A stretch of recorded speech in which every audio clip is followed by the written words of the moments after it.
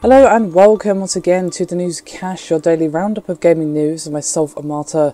Today is the 2nd of July, and this time I'm bringing you some news regarding the Dualshock 4, Satoru Iwata's approval level, and Destiny. Now, of course, as always, I start off with the first topic on my list, the Dualshock 4, as you can now use the new PS4 controller with the PlayStation 3 wirelessly.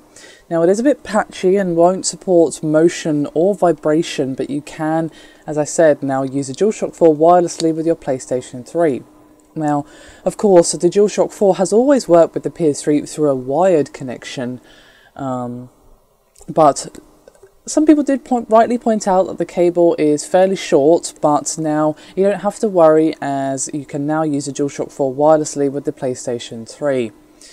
Now, some sharp-eyed Reddit user did spot that the latest PS3 firmware update enabled wireless pairing of Dualshock 4s.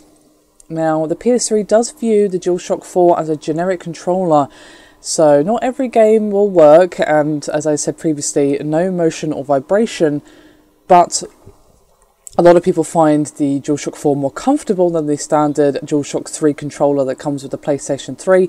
So while it may be a little bit patchy for the moment, they'll probably improve it with time, and you can use it wirelessly if you wish.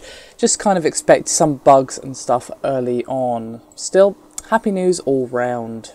Next up is, of course, Satoru Iwata and his approval rating, as the Nintendo's president approval has actually increased year on year for the first time since 2010. 80% of their shareholders voted their approval for him, compared to 77% back in 2013. But there is a slight other side to this, as the approval ratings for other Nintendo execs actually fell.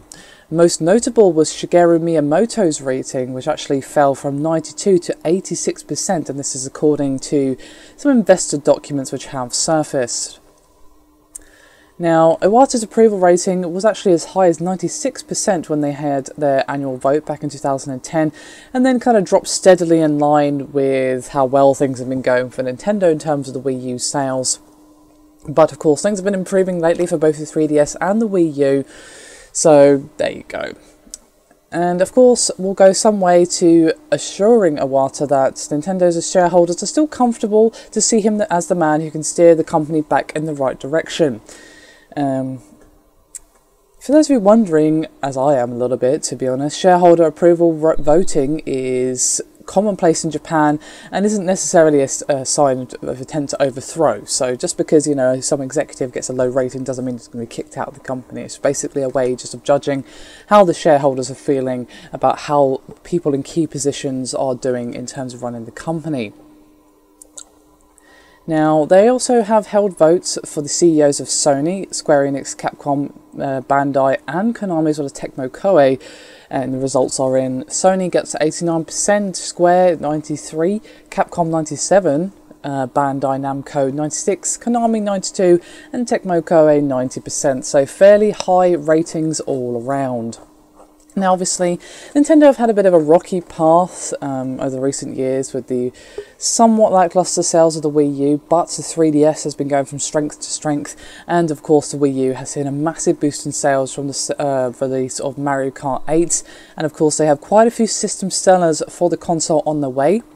So yeah, I think things are going to improve. Will they improve enough? Well, only time will tell, but at least the shareholders are confident. That's always good to know, and obviously for Iwata it's good to know that, you know, the company still believes in him to actually bring things back.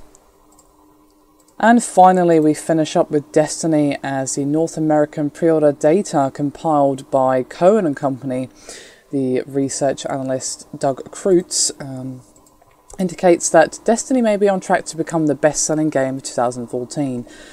I just want to say I did bungle the pronunciation there a little bit. Doug Kreutz works for Cohen & Company. There we go. Anyway, so Cohen's odometer tracks US software pre-orders and then correlates the results to sales after launch. Basically, it'll measure data every week from E3 to the end of the year for both Xbox and PlayStation games. Now, Destiny is actually currently generating the highest odometer score of any game tracked over the past 4 years, and Kreutz is predicting that Destiny could sell between 10 and 15 million copies when it's actually released, which is insane. So basically, they're measuring the amount of pre-orders and they'll match them against the amount of actual sales at the end after it's released. You'll be able to buy it on day 1 or day 2 or whatever.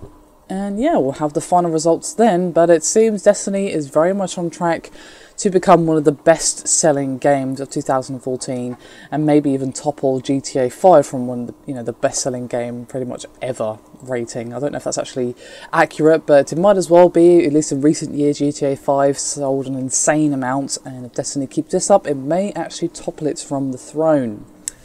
Anyway, guys, that is me done for this video. Thank you very much for watching, and I'll see you next time.